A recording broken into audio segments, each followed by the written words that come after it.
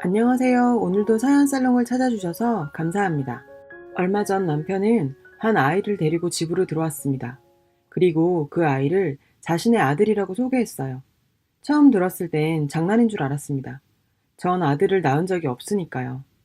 잠시 일이 있어 친구 아들을 데리고 온 줄 알았습니다. 장난치지 말고 누군데 물어도 대답 없던 신랑. 이야기 좀 하자 합니다. 들어보니 결혼 전 만났던 여자가 있었답니다. 물론 있었겠죠. 저 역시 있었으니까요. 그 여자가 임신을 했고 본인 몰래 그 아이를 낳아서 기르고 있었답니다. 그리고 아이를 더 이상 기를 수 없는 상황이 돼서 신랑에게 연락해서 데려다 줬답니다. 임신한 걸 몰랐다니 말이 돼? 몰래 낳아서 길렀다는 게 말이 돼? 알면서 날 속이고 결혼한 거 아니야? 했더니 절대 아니랍니다. 사귈 때 지나가는 말로 그 여자가 혹시 우리 아이가 생기면 어쩔 거냐고 물어본 적이 있었답니다. 신랑은 속이 없는 소리를 못합니다. 포장해서 말할 줄도 모르고요. 그게 단점이자 장점이에요.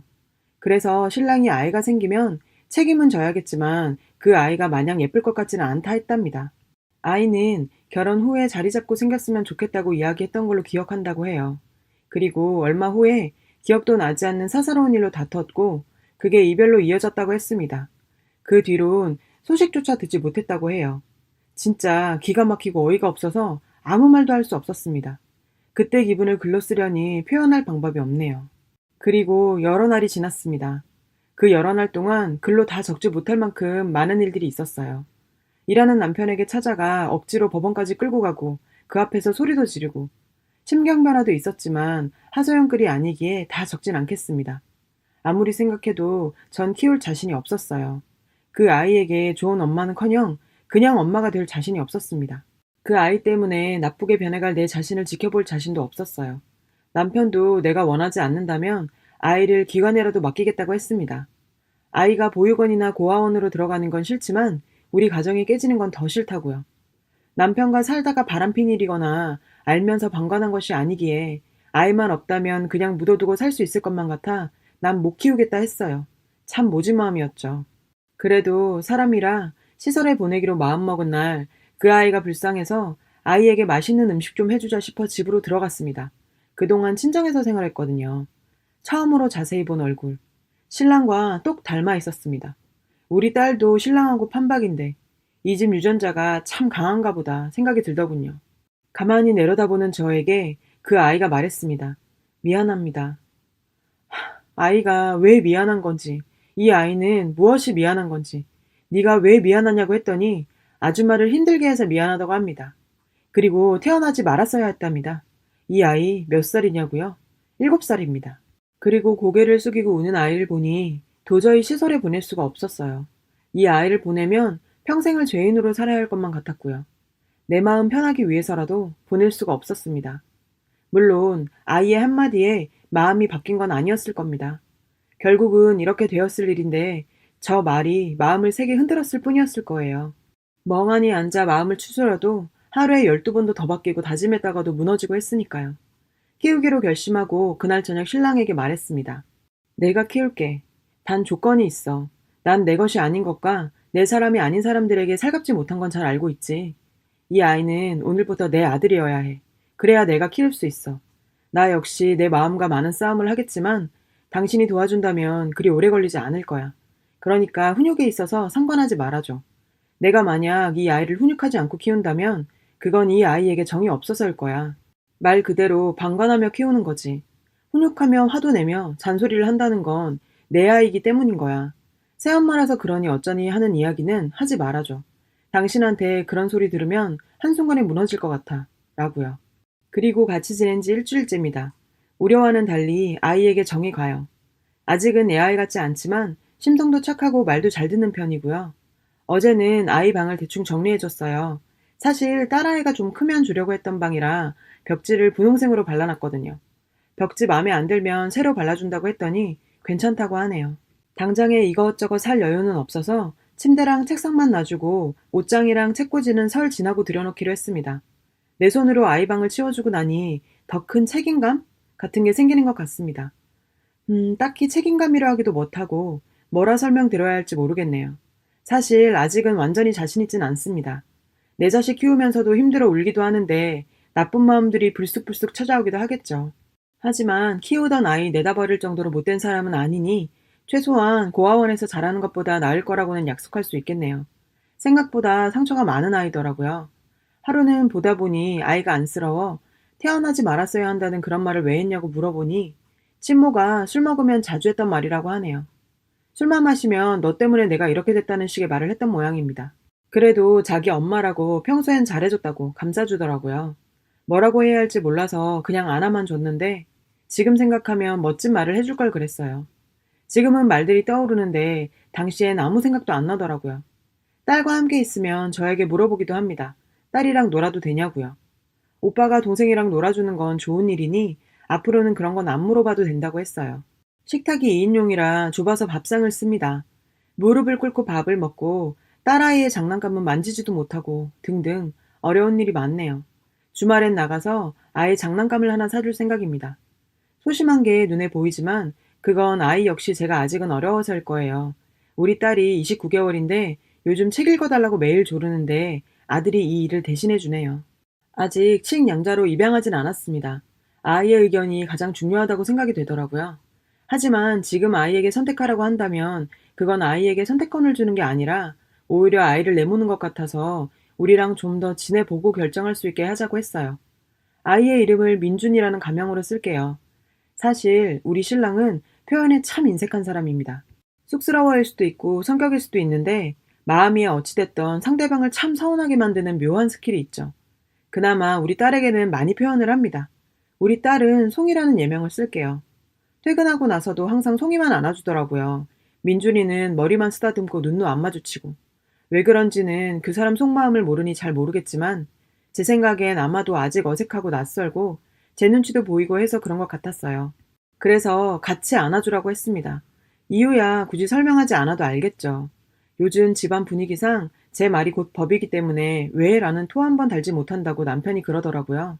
그 뒤로 퇴근하고 두 아이를 안아주면서도 송이는 번쩍 들어 뽀뽀까지 하면서 민준이는 안고 금방 내려놓는 서로에게 적응 기간이 필요한 거겠죠. 그래서 주말에 일부러 목욕탕도 같이 보내고 장난감도 사러 가고 명절에 입을 새 옷도 사고 하면서 지금은 많이 친해졌습니다. 그리고 머릿속이 아직 정리도 채 안 됐는데 명절이 찾아왔어요. 저희 시부모님은 조금 독특하신 분들이십니다. 어머님은 아들 사랑이 너무 지극하시고 아버님은 세상이 당신 위주로 돌아가야 직성이 풀리는 타입이세요. 그러다 보니 며느리인 저희 입장에선 조금 피곤하기도 합니다. 전 결혼하고 아직까지 단 한 번도 명절 당일날 친정에 가본 적이 없어요. 이유는 어머님께서 저녁까지 저를 붙잡아 두시기 때문이죠. 이유도 가지가지입니다. 조금 있으면 고모님들 오시니 보고 가거라. 고모님들 오시고 나면 바로 일어나면 되겠냐. 좀 앉아있다 가거라. 그러다 보면 저녁입니다. 차도 막히는데 저녁에 나서서 언제 갑니까? 그래서 다음날 갔다가 얼굴만 비추고 온 적도 있고 연휴가 짧을 땐 명절에 못 가고 주말에 휙 갔다가 온 적도 있었어요. 당신 아들이 차 막히는데 처갓집 간다고 고생할까봐 그러시는 것 같아요. 늘 그러시거든요. 우리 아들은 처갓집이 멀어서 고생이라고. 뭐 늘 그런 분이신데 더 말 안 할게요. 여튼 이번 명절엔 전날 전화가 오셔서 내일 음식하러 올 필요 없다고 하시네요. 원래는 명절 전날 음식하고 집으로 다시 와요. 시댁과 가깝거든요. 그리고 명절 당일날 아침 일찍 시댁으로 가고요. 근데 이번엔 아이가 둘이면 어디 움직이기도 힘들다고 하시며 내일 음식하러 오지 말고 당일날 오라고 하시더라고요. 결혼하고 처음에 명절에 신났네요. 참 씁쓸하기도 했어요. 진즉에 조금만 더 배려하시지 말이에요. 그래서 명절 당일날 아침에 갔습니다. 차례를 지내는데 어머님이 민준이도 저를 시키고 싶어서 자꾸 제 눈치를 보시더라고요. 절대 제 눈치를 안 보는 분이셨는데 자꾸 저러시니 마음이 좀 그랬어요. 그래서 제가 민준아 너도 차례 지내야지 그랬더니 어머님께서 이때다 싶으셨는지 그래 그래도 우리 집 장손인데 당연하지 하시더라고요. 뭐가 당연한 건지. 아들 손자라 그냥 너무 좋으신 것 같네요. 피는 역시 물보다 진한 것 같습니다.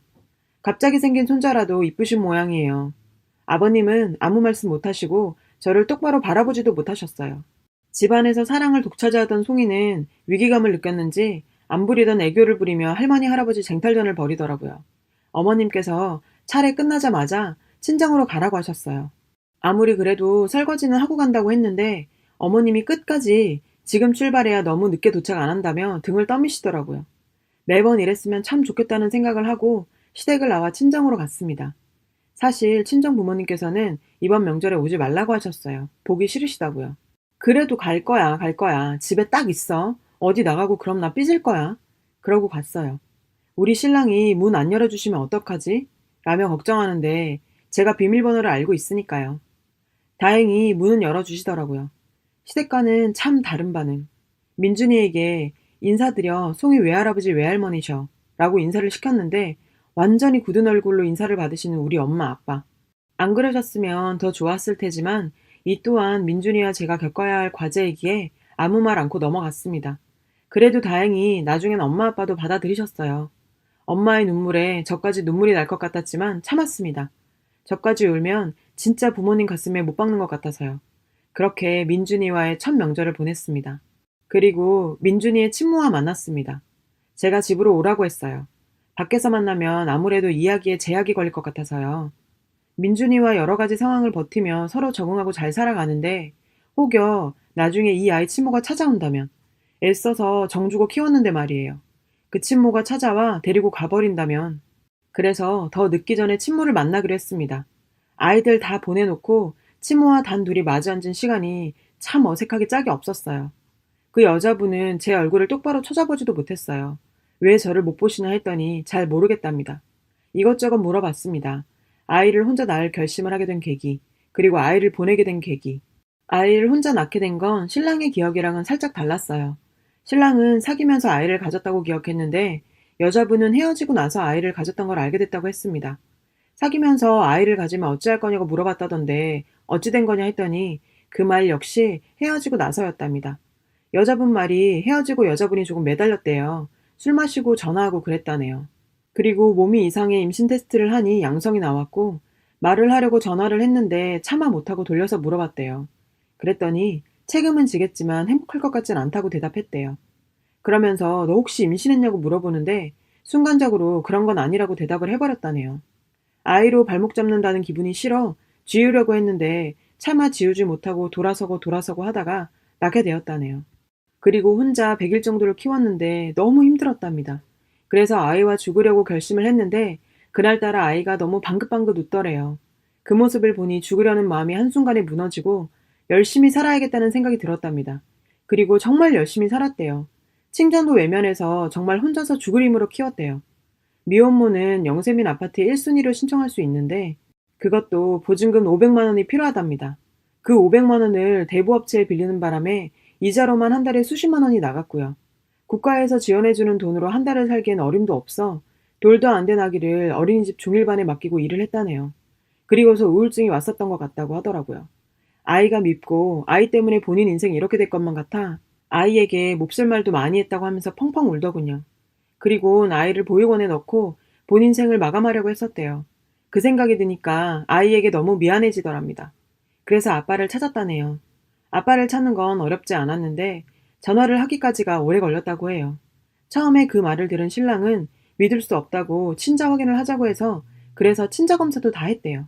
그리고 이렇게 된 거고요. 여자분 말을 다 듣고 나니 왠지 모를 동정심도 생기고 안타깝다고 할까요? 그냥 그랬습니다. 독하고 모질게 이야기할 거라고 다짐했는데 생각했던 말들은 머릿속으로만 맴돌고 입 밖으로 나오질 않더군요. 그리고 제가 그랬습니다. 당신의 선택이 지금 몇 사람을 힘들게 하는지 알고 있어요? 나 역시 당신이 살아온 삶을 다 이해하지 못하는 것처럼 당신 역시 지금 내 심정을 절대 이해할 수 없을 거예요. 민준이 받아들이기 힘들었다는 얘기는 길게 안 할게요. 해봐야 당신은 나를 이해할 수 없을 테니까. 앞으로 어떻게 할 건지 얘기해봐요. 아이랑 같이 살 여유가 된다면 아이를 데려갈 거예요? 라고 물었더니 아니랍니다. 욕심인 줄 알지만 아이에게 멀쩡한 가정에서 자라게 해주고 싶었답니다. 그래서 제가 내가 구박할지 어찌 알아요? 날 뭘 믿고 민준이를 맡겨요? 물으니 본인보다 나을 테니 걱정 안 한답니다. 혹시 새 삶을 시작하려는 건지 끝까지 묻고 싶더라고요. 말도 안 되는 소리 하지 말아요. 세상에 친모보다 나은 계모가 어디 있어요? 민준이 포기할 수 있어요? 물었어요. 민준이를 위해서 그럴 수 있답니다. 그래요. 민준이 의견이 제일 중요하죠. 민준이가 동의한다면 친양자 입양을 할 거고 만약 민준이가 동의하지 않는다면 당신이 키워요. 그 훗날 일은 그때 가서 생각해 보자고요. 그동안은 민준이가 보고 싶어도 찾아오지도 말고 몰래 연락하지도 말아줘요. 만약 당신이 상식 밖의 행동을 한다면 나 역시 마찬가지일 거예요. 정 아이가 궁금하고 보고 싶다면 나한테 연락해요. 그럼 사진 몇 장쯤은 보내줄 수 있어요. 그렇게 얘기했어요. 수많은 일들을 글로 간추려 적으려니 표현이 안 되는 부분도 있고 전달이 안 되는 것 같네요. 대충 이렇게 되었습니다. 그 여자의 의견은 알았으니 법적인 절차도 차츰 알아보려고 합니다. 그리고 민준이는 처음보다 많이 나아졌어요. 유치원을 알아봤는데 지금은 자리가 없지만 다행히 입학은 할 수 있더라고요. 그래도 입학까지 텀이 좀 있길래 태권도 도장을 보냈어요. 아무래도 자신감이 없고 소극적이라 태권도 도장에 보내면 좀 나아질까 하는 생각에서였습니다. 지금도 다니고 있는데 유치원 보내도 도장은 계속 보내야 할 것 같아요. 딱히 뭔가 달라진 건 없는데 표정이 좀 밝아진 듯해 보이네요. 저번엔 저녁을 하다가 민준아 뭐 먹고 싶어? 계란찜? 계란말이? 계란후라이? 뭐 먹고 싶은 거 있으면 말만 해 라고 했는데 대답을 안 하더라고요. 그래서 대답 안 하면 계란찜으로 결정하겠어 라고 했더니 조용하게 계란말이요 하는데 왜 그렇게 웃긴지. 전 이맘때 남자아이들이 뭘 좋아하는지 좋아하는 장난감이 뭔지 잘 몰라서 여기저기 귀 동냥을 하고 다니긴 한데 이것 말곤 특별히 민준이와의 관계에서 노력하는 건 없는 불량 아줌마입니다. 점점 나아지겠죠 뭐. 나도 민준이가 싫지 않으니 민준이도 저를 싫어하진 않겠죠. 서로 싫어하지만 않으면 관계 개선이야 시간에 해결해 줄 테니까요. 나가다 들어오면 손발 씻는 게 습관이 안 되어 있어서 그걸로 잔소리를 좀 하긴 하는데 그 외에 잔소리 들을 일도 없는 아이네요. 그리고 주변 사람들이 주변 사람들의 반응을 걱정하더라고요. 애초부터 전 그런 걱정은 별로 안 했어요. 그래봤자 남의 일. 뭐 얼마나 관심 가지고 살겠어요. 남편과도 어차피 이혼 안 할 거 그냥 제 마음 편한 대로 생각하고 사는 게 낫겠죠. 보이는 대로 믿어버리기로 했네요. 굳이 캐고 파헤쳐서 제가 얻는 게 없잖아요. 처음엔 혼란스러웠고 분노했고 지금은 응원도 격려도 다 받고 싶은 마음에 글을 올립니다. 긴 글 읽어주셔서 감사합니다. 여러분, 사연 댓글에 응원과 현명한 조언 부탁드려요. 좋아요와 구독은 저에게 큰 힘이 됩니다. 오늘도 좋은 일 가득하세요.